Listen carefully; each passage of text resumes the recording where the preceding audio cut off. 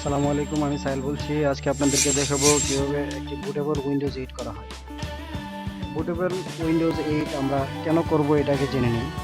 অনেক সময় আমরা যখন কোনো ল্যাপটপে উইন্ডোজ দিতে হয়, সেক্ষেত্রে দেখা যায় ওই ল্যাপটপে সিডি রুম থাকে না।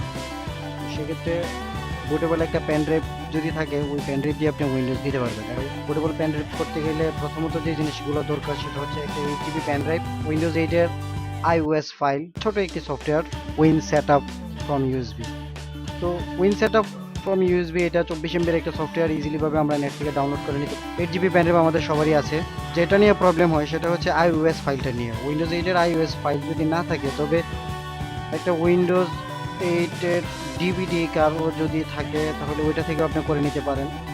যদি না থাকে তাহলে কি হবে? যদি না থাকে, ওই ফাইলটা iOS উইন্ডোজ 8 এর iOS ফাইলটা আমরা নেট থেকে যখন ডাউনলোড করব সেটা 5 জিবির মতো হয়। তো 5 জিবি যখন আমরা ডাউনলোড করতে যাই, সেক্ষেত্রে আমাদের সময় এবং এমবি দুইটাই নষ্ট হয়।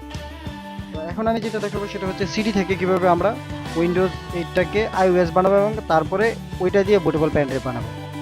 তো প্রথমে যেটা করার দরকার সেটা হচ্ছে আপনি আপনার কম্পিউটারে উইন্ডোজ 8 এর একটা সিডি ইনপুট করবেন। সিডি রুমে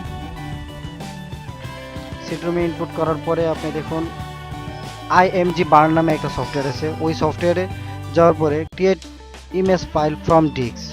হ্যাঁ, আমরা ডিস্ক থেকে ইমেজ ফাইলটা আগে করে নেব।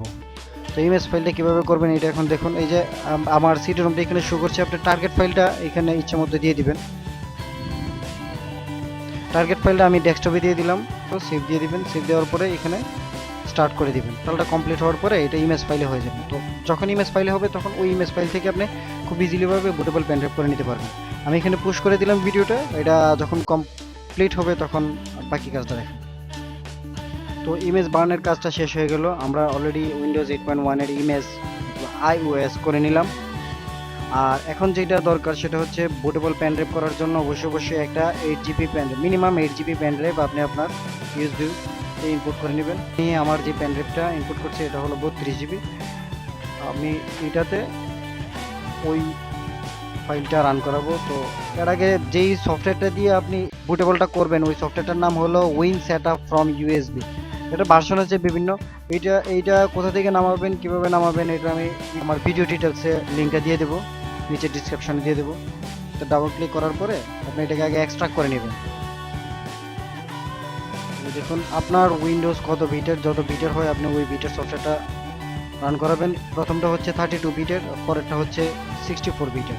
আমার ওএস 64 বিটের, আমি 64 বিটেরটা রান করালাম। 64 বিটেরটা রান করানোর পরে দেখুন প্রথমে যেটা আছে ওইটাতে সে অটোমেটিক্যালি আপনার পেন ড্রাইভটা চুজ করে নেবে। যদি আপনার ইউএসবিতে 2টা পেন ড্রাইভ থাকে তাহলে এখান থেকে পেন ড্রাইভটা সিলেক্ট করে নেবেন। তারপরে O2 ফরম্যাট দিয়ে নেবেন।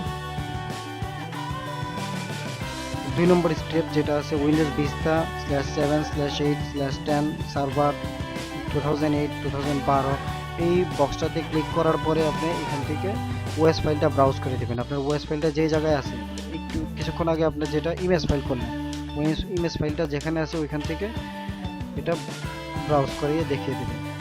ফোল্ডারটার ভিতরে আছে, এই যে আমার ইমেজ ফাইলটা, আমি ইমেজ ফাইলটা দেখিয়ে দিলাম। আরেকটা কাজ করবেন, এখানে অ্যাডভান্স অপশন নামে একটা অপশন আছে। এই অ্যাডভান্স অপশনে যাওয়ার পরে আপনি এই যে custom menu name for vista 7, মানে প্রতিটা উইন্ডোজের জন্য আলাদা আলাদা করে নাম সিলেক্ট করে নিতে পারেন। এখন যখন গো দিবেন, গো দেওয়ার পরে সে প্রথমে আপনার পেন ড্রাইভ থেকে ফরম্যাট করবে, ফরম্যাট করার পরে সে রাইট করে নিয়ে নেবে। এই ছিল উইন্ডোজ 8 বুটেবল করার সিস্টেম। আশা করি ভালো লেগেছে। আর যদি ভালো লেগে থাকে অবশ্যই ভিডিওটি শেয়ার করবেন, লাইক দিবেন এবং কমেন্টস করে আপনি আপনার মতামতটা জানাবেন।